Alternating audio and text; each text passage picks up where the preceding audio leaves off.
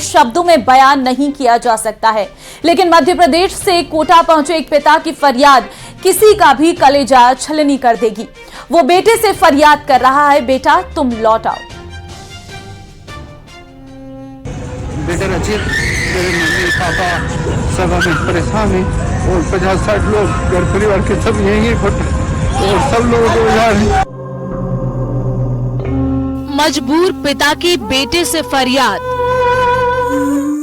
तुझे कोई कुछ नहीं कहेगा, तू जैसा भी वैसा आ जा। घर रहना है, घर रहना, तुझे जहाँ भी जाना है जाना। देखें आज बेटा परेशान मत हो। घर लौट आओ मेरे लाल। बेटा रचित, मेरे मम्मी पापा सब हमें परेशान है और 50-60 लोग घर परिवार के सब यही है और सब लोग रोजगार है, सब परेशान हो रहे। बेटा तू आज जहाँ भी हो, तुझे कोई कुछ नहीं कहेगा, तू जैसा भी वैसा आ जा। घर रहना है, घर रहना, तुझे जहाँ भी जाना है जाना। देखें आज बेटा परेशान मत हो। ये वो मजबूर पिता है जो पिछले 8 दिन से लापता बेटे को कोटा में जगह जगह तलाश रहा है। उससे घर लौटने की भावुक अपील कर रहा है। रहना, तुझे जहाँ भी जाना है जाना। देखें आज बेटा परेशान मत हो। एमपी के राजगढ़ से कोटा आए परिवार के दूसरे सदस्य भी रचित की तलाश में दर दर भटक रहे हैं।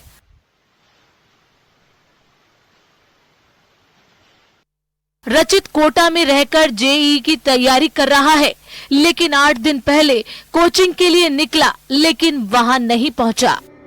कई दिनों से लापता कोचिंग छात्र का तमाम प्रयासों के बावजूद कोई सुराग हाथ नहीं लग पाया। न केवल पुलिस बल्कि एसडीआरएफ की टीम, डॉग स्क्वाड और निगम की गोताखोर टीम सहित रेस्क्यू टीम पूरे घने जंगल व वन क्षेत्र में सर्च अभियान चला रही है। रचित की तलाश चंबल नदी के आसपास जंगलों में की जा रही है। डॉग स्क्वाड की मदद भी ली जा रही है, लेकिन अब तक उसका कोई सुराग नहीं लगा है। 8 दिन पहले सीसीटीवी फुटेज में रचित को बैग पहने हुए जाते हुए देखा गया, लेकिन उसके बाद उसका कोई अता पता नहीं। लापता बेटे की तलाश में हाईवे के आसपास और ग्रामीण इलाकों में पोस्टर लगाए गए हैं। परिवार के लोग बेटे की याद में गमजदा हैं। अगर जांच में शामिल अधिकारियों की बात करें तो रचित की तलाश में पुलिस, आरएसी, होमगार्ड, एसडीआरएफ और गोताखोरों समेत 100 पुलिस अधिकारी लगे हैं। ड्रोन की मदद से जंगल में सर्च ऑपरेशन चलाया जा रहा है। डॉग स्क्वाड की मदद से जंगल के चप्पे चप्पे को छाना जा रहा है। रचित कहां है कोई नहीं जानता, लेकिन गरडिया महादेव मंदिर से 200 मीटर की दूरी पर रचित का बैग, चप्पल, मोबाइल, रचित का पावर बैंक, उसके कमरे की चाबी, एक चाकू, रस्सी और रचित का दूसरा सामान मिला है। अब तक की जांच में पुलिस को रचित की आखिरी लोकेशन गरडिया महादेव मंदिर मिली थी, जहां से उसने 2 बार टिकट खरीदे, जिनका भुगतान ऑनलाइन किया गया, लेकिन इसके बाद उसकी कोई जानकारी हाथ नहीं लगी। गरडिया महादेव मंदिर के चारों तरफ घना जंगल है। आसपास चंबल नदी और जंगल जितना खूबसूरत है, उतना ही खतरनाक और हिंसक जानवरों से भरा है। ऐसे में बीतते वक्त के साथ परिवार के दिल की धड़कनें किसी अनहोनी की आशंका के चलते बढ़ रही हैं। तमाम प्रयासों के बावजूद छात्र का कोई सुराग नहीं लग पाने पर कोटा में पुलिस की कार्य प्रणाली पर भी कई बड़े सवाल खड़े हो रहे हैं। वैसे भी कोचिंग नगरी में कोचिंग स्टूडेंट सुसाइड के डरावने और भयानक आंकड़े भी पहले आ चुके हैं। कोटा से न्यूज 18 दास्तान के लिए ओम प्रकाश मारू।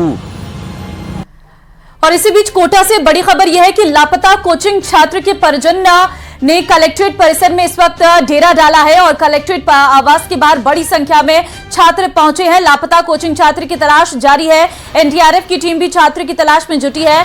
चंबल किनारे मिला था छात्र का बैग। परिजन जल्द छात्र को तलाश करने की मांग उठा रहे हैं। आपको बता दें 8वें दिन भी जारी है घने और खतरनाक जंगल में लापता कोचिंग स्टूडेंट की तलाश। 100 पुलिसकर्मी, अधिकारी और एसडीआरएफ की टीमें लगी हुई हैं तलाशने में। ड्रोन की मदद से भी जंगल के कोने कोने को छान रही है ये पुलिस। और एसडीआरएफ गोताखोरों की टीम के द्वारा रेस्क्यू ऑपरेशन चलाया जा रहा है। हालांकि घने जंगल के चंबल किनारे मिला था बैग, चप्पल, मोबाइल।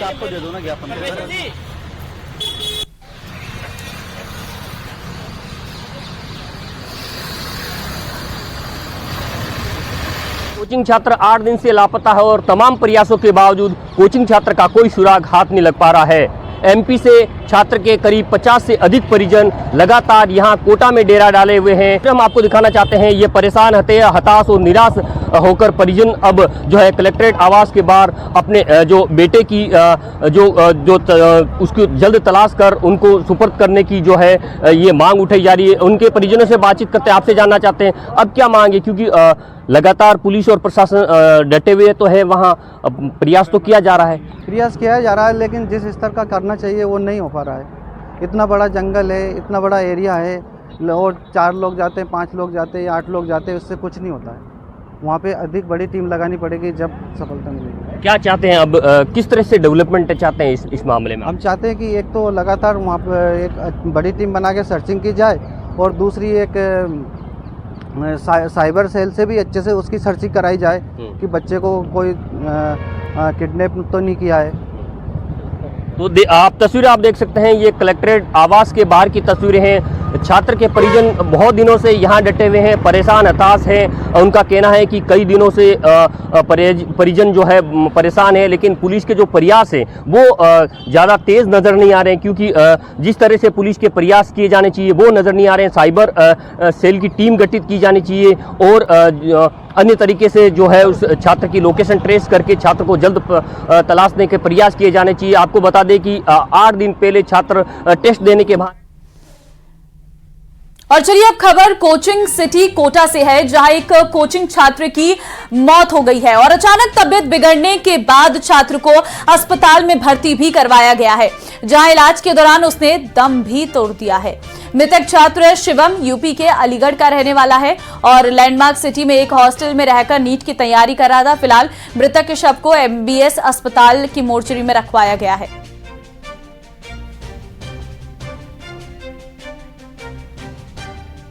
और चलिए खबरों में आगे बढ़ते हैं। बूंदी में एक मामा पर अपनी भांजी के साथ रेप के आरोप लगे हैं और घटना का खुलासा उस वक्त हुआ जब पेट में दर्द की शिकायत के बाद नाबालिग को अस्पताल ले जाया गया, जहां डॉक्टरों ने बच्ची के 2 महीने की गर्भवती होने की जानकारी दी और जिसके बाद परिवार के पैरों तले जमीन खिसक गई है। जानकारी के मुताबिक नाबालिग पिछले 3 साल से ननिहाल में रहती थी, जहां उसके साथ ये वारदात पेश आई। जांच के बाद ये बात सामने आई है कि आरोपी मामा ने ही बच्ची को गर्भपात के लिए गोलियां दी, जिसके बाद उसे पेट दर्द की शिकायत हुई। पुलिस ने आरोपी मामा के खिलाफ पॉक्सो एक्ट के तहत मुकदमा दर्ज कर लिया है। तो मूलतः तो सकरगढ़ थाने की रहने वाली है, लेकिन अभी उसके मामा के यहाँ रहती थी। उसका मामला आया है, अस्पताल आया हूँ मैं, मेरा हेड कांस्टेबल। अब देखते हैं क्या बच्ची कहती है। प्रथम दृष्टया तो ये है कि बच्ची को तो वो किया ही है, तो बयान ले रहे हैं, जैसी सूरत होगी कार्रवाई करेंगे। आगे बढ़ते हैं। कोटा में 11 साल का मासूम रफ्तार के कहर का शिकार हो गया। तेज रफ्तार कार की चपेट में आने से 11 साल के मासूम की मौत हो गई। कौशल बिंदौरी में भाग लेने के लिए जा रहा था, इसी दौरान एक कार ने उसे टक्कर मार दी। हादसे में मासूम गंभीर रूप से घायल हो गया, जिसके बाद उसे आनन फानन में अस्पताल पहुंचाया गया, जहां इलाज के दौरान उसने दम तोड़ दिया। फिलहाल बच्चे का शव मोर्चरी में रखवाया गया है। पुलिस पूरे मामले की जांच कर रही है। तालेड़ा में बिंदौरी निकल रही थी, इसमें बच्चा था कौशल नाम का, 11 साल का। वो जा रहा था बिंदौरी में, तो एक कार चालक ने बच्चे के टक्कर मार दी। इसको इलाज के लिए परिजन ने एमबीएस कोटा लेकर आए थे जे कॉलोनी में। यहाँ पर दौरान इलाज उसकी मृत्यु हुई। कार चालक का नाम पता चल गया, उसकी पहचान हो गई है। जल्दी से जल्दी कार को ट्रेस आउट कर जब्त किया जाएगा। और खबर जयपुर के शाहपुरा से है, जहां नकली पनीर बनाने वाली फैक्ट्री पर छापा पड़ा है। भारी मात्रा में मिलावटी पनीर भी इस दौरान पकड़े जाने की सूचना है और पुलिस ने खाद्य विभाग की टीम को मौके पर बुलाया है। पुलिस ने मिलावटी पनीर और मावा को नष्ट भी किया है। पुलिस ने 3 लोगों को हिरासत में भी लिया है। शाहपुरा के तमिया में संचालित फैक्ट्री का ये पूरा मामला बताया जा रहा है। तो भारी मात्रा में मिलावटी पनीर पकड़ा गया है।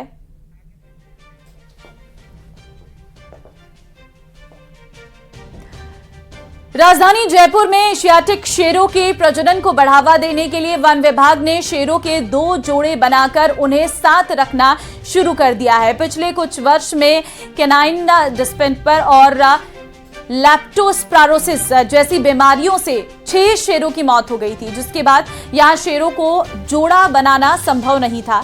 उसके बाद गुजरात के शक्करबाग जू से शेरों का एक जोड़ा लाया गया, जिसके बाद अब यहां 5 शेरों की संख्या हो गई है। हमारे संवाददाता अरबाज अहमद ने कुनबा बढ़ाने के प्रयास का जायजा लिया।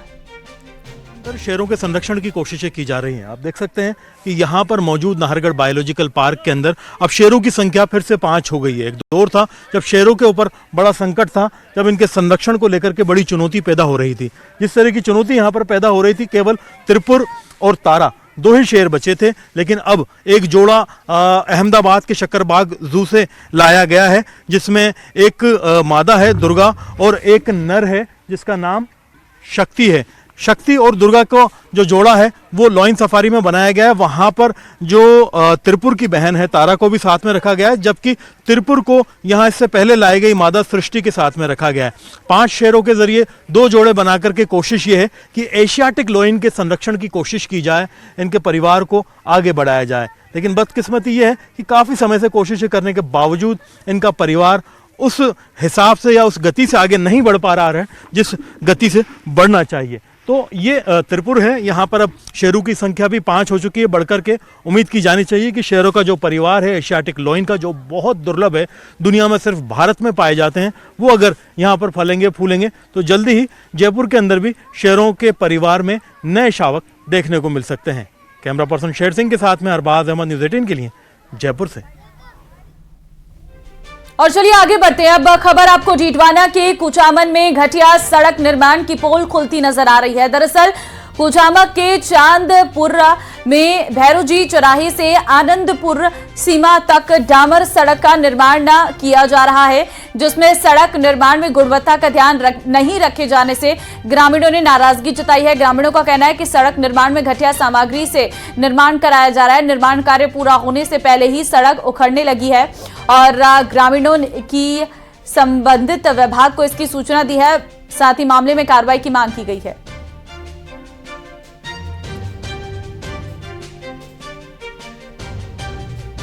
यहाँ कुचामन तहसील में सरकारी धन की होली फूंकी जा रही है। इसकी बानगी का सबूत यही है कि यहाँ पर चांदपुरा की मुख्य सड़क से बहरोजी के ओरण से आनंदपुरा सीमा तक सड़क का निर्माण किया जा रहा है, जिस पर माटी पर ही डांबर बिछाई जा रही है। सड़क का निर्माण होने से पहले ही सड़क उखड़ रही है।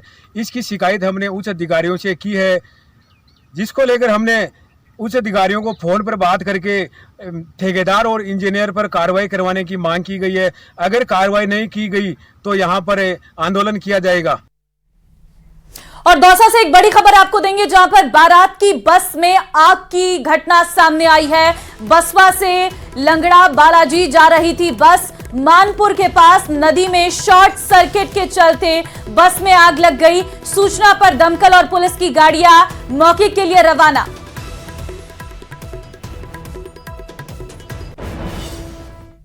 और चलिए फिलहाल मारो राजस्थान में आज के लिए बस इतना ही। बाकी अन्य खबरों के लिए आप बने रहिए हमारे साथ। नमस्कार।